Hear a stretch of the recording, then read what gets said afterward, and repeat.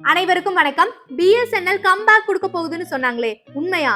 ஆமாங்க, நாளுக்கு நாள் ரீசார்ஜ் அமௌண்ட் அதிகமாயிட்டே போயிட்டு இருக்கு. அதை மக்களுக்கு கொஞ்சம் கம்மி பண்ணி கொடுக்கணும் அப்படிங்கிறதுக்காக சென்ட்ரல் கவர்மெண்ட் 1,00,000 கோடிக்கு மேல BSNLக்காக ஒதுக்கியிருக்காங்க.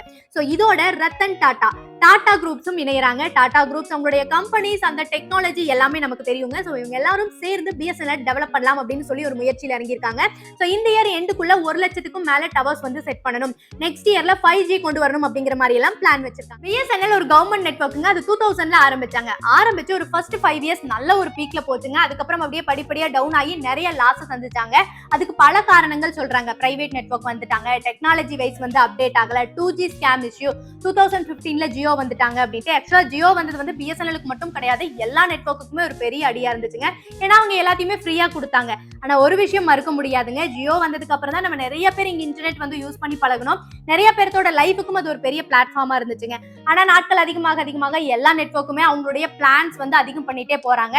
3 months ஒன்ஸே வந்து 750 800 இப்ப பே பண்ணிட்டு இருக்கோம். அதனால கொஞ்சம் டெவலப் பண்ணி மக்களுக்கு வந்து கொஞ்சம் அமௌண்ட்டை கம்மி பண்ணி கொடுக்கணும் அப்படின்னு சொல்லிட்டு கவர்மெண்ட் ஒரு முயற்சி பண்றாங்க. நம்மளால என்ன சப்போர்ட் பண்ண முடியுமோ நம்மளும் வந்து சப்போர்ட் பண்ணலாங்க.